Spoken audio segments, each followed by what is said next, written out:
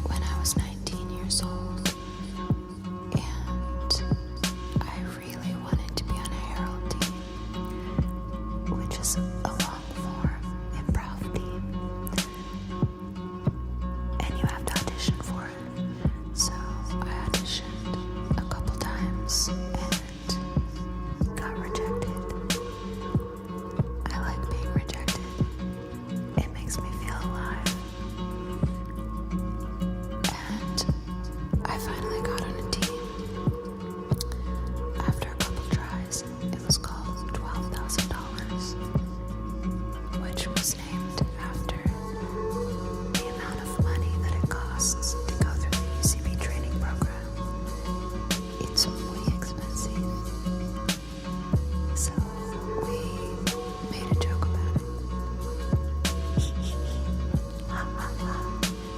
Comedy. I learned a lot of things at UCB. It was a wild time in my life. I had many teachers that I loved. Chris Gathard was one of my teachers. I have so many memories there. One of my favorite memories was we used to do a show where I don't think they legally can do this anymore. This was a long time ago, but we did a show where you had to be legally drunk to perform. In fact, they would breathalyze you on stage, and if you weren't legally drunk, you had to leave the stage. This is why UCB is the best, and always will be. I don't remember what happened that night, but I'm pretty sure it involved me holding a mic stand, just like this, but there was no microphone, and I was really drunk, screaming into the mic stand, but no one could hear me because there wasn't this fuzzy friend amplifying my voice to the audience. And I'm pretty sure that Ellie Kemper and I made out on stage. You heard it here first. Ask her. It happened. One of the most famous shows at UCB is called Ass Cat. So I'd like to represent the Ass Cat ASMR for you with some soothing cat sounds. Meow.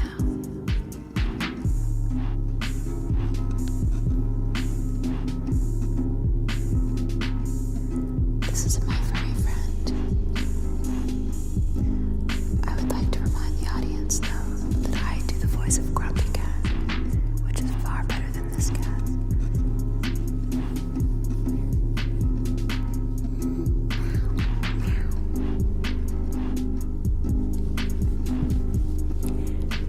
I think this cat is full of beans.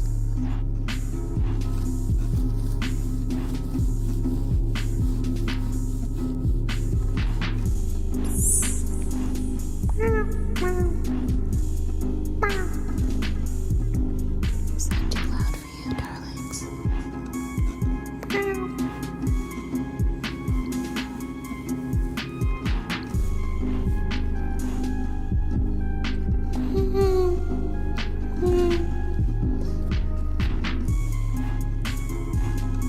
What do you think about Grumpy Cat?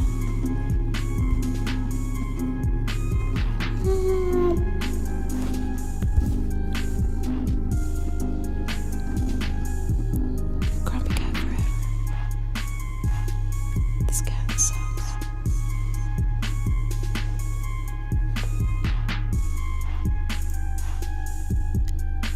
The NBC page program.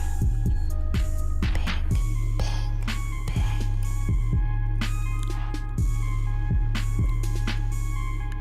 When I graduated from college, I really wanted to work at Saturday Night Live, but the closest I could get was to audition for the page program. I just really liked the uniform, I guess. I wanted to wear that disgusting polyester skirt suit and lead studio doors, which I did for a couple months. It didn't work out for me in the page program because people thought I was a witch. I had one friend in the page program, and her name was Meg Ryan. For real, that was her name. Meg Ryan. It's not the Meg Ryan that you all know. It's a different Meg Ryan. She had long dark hair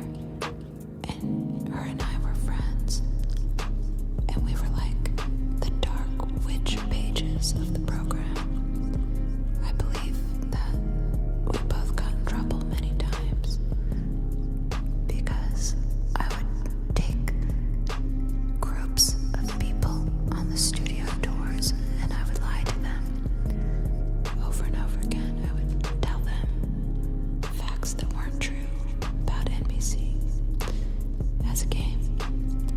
Meg Ryan and I would come up with a game where she would say, on your next studio tour, you have to use the word, and then we would pick a random word, like colonoscopy. And she would say, you have to insert this word into your speech, even if it doesn't make any sense. So I would say, welcome to Studio 8H, where Chris Farley had a colonoscopy live in front of an audience. And people would go, wow, did that really happen? And I would go, no, you're stupid.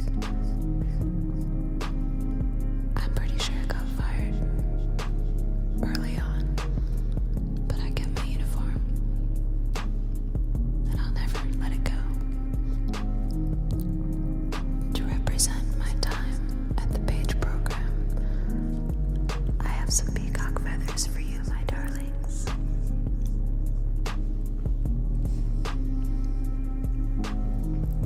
If you remember, the NBC peacock is a thing.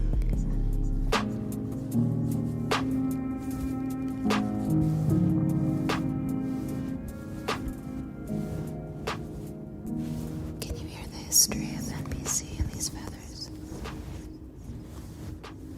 Must-see TV.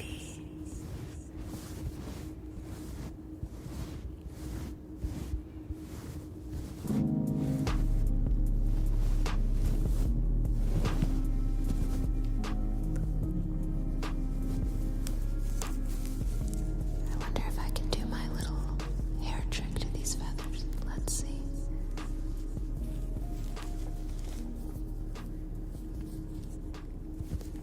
I can. Go figure.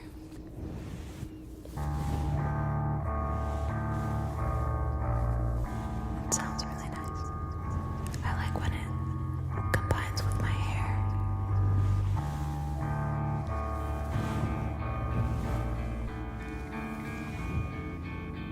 This is getting really weird. Just like NBC got really weird in the early 2000s. Let's not forget.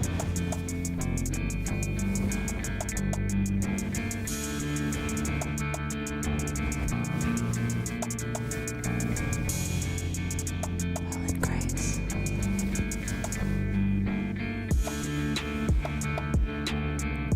Mad about you.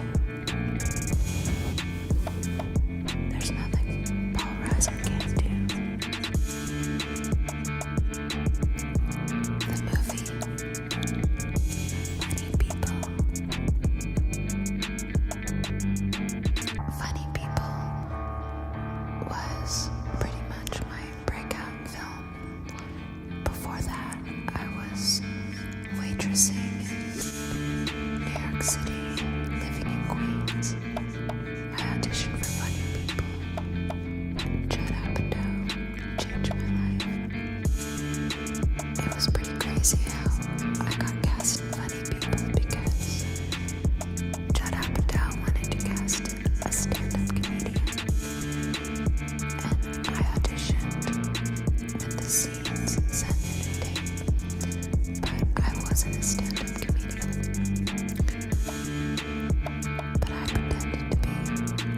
I took the mic, just like this mic, and I got up on stage, and I did 5 minutes of jokes that I made up, and I had my friend tape it, send it in, and then Judd cast me.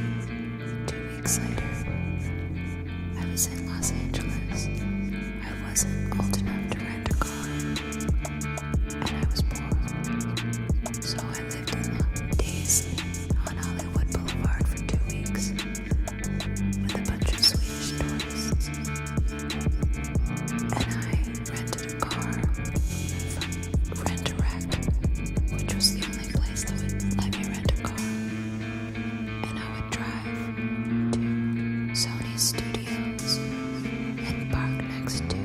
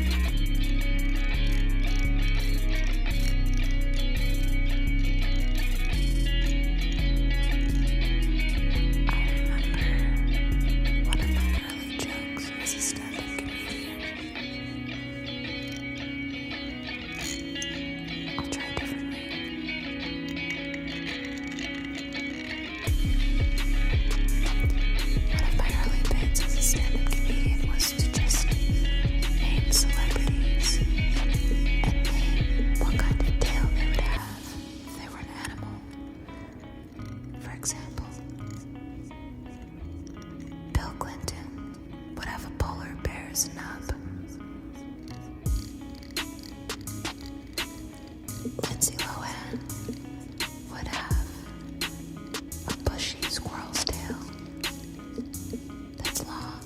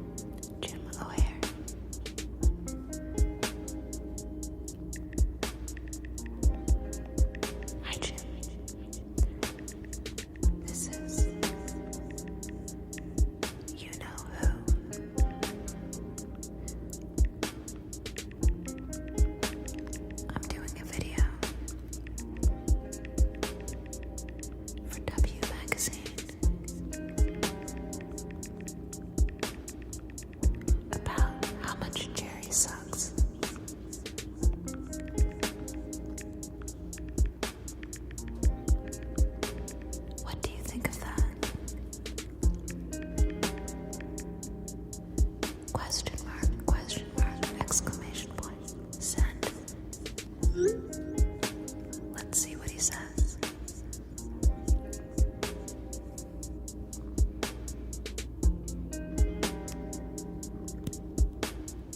Sometimes I like to turn the vibration on and off.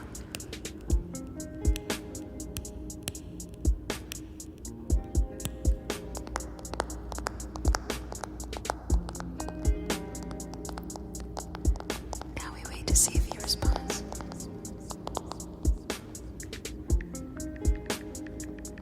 Say something, Jen.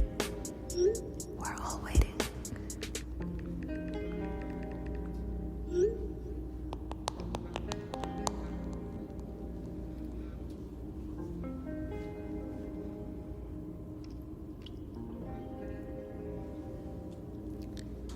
He's typing right now. I can't wait to see what he says.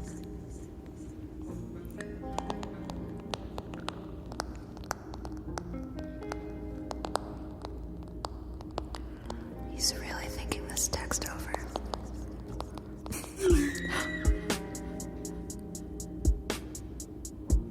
LOL. I don't believe you'll be able to come up with anything negative to say about Jerry. If you can, go for it. Smiley face. What a dumbass. He really sucks. I'm deleting him from my phone.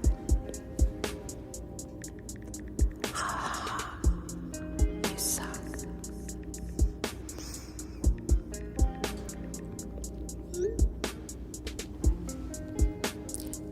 The TV show Legion. My character on Legion is called Lenny Cornflakes Busker. And it was a very strange process for me to be on this show because the character was originally written for a man. And when I first met with Noah Hawley, he looked at me. I was on crutches at the time because I had torn my ACL playing basketball. And he just said, "What about the role of Lenny?" And I said, "The drug addict, middle-aged man in the mental institution." And he said, "Yes." And I said, "I don't know. That seems weird." But then he told me that Lenny, by the end of the first season, becomes the Shadow King, which is the villain of the show. And I said, "Sign me up. That sounds fun." So that's what I did. I became a powerful, evil, mutant, psychic villain named the Shadow King. However, in the second season, my character took a very sharp left turn. The Shadow King has relinquished Lenny's body and moved on. So what happens to Lenny? I don't know. It's a very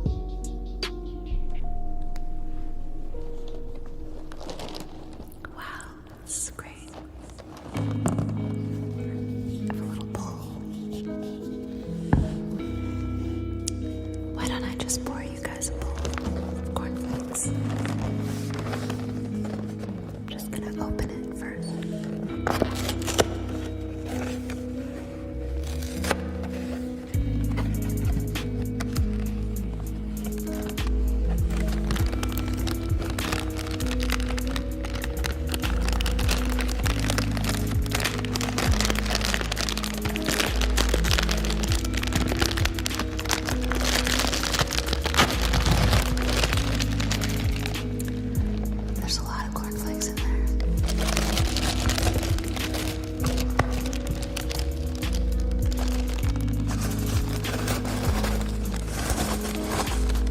I'll pour them out first.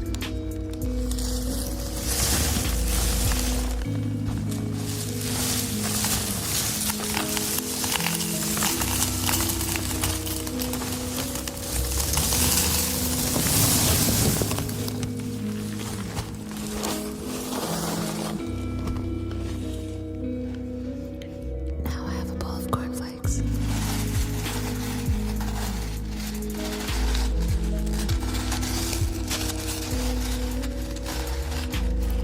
They smell like sugar and corn. I'm gonna put one in my mouth.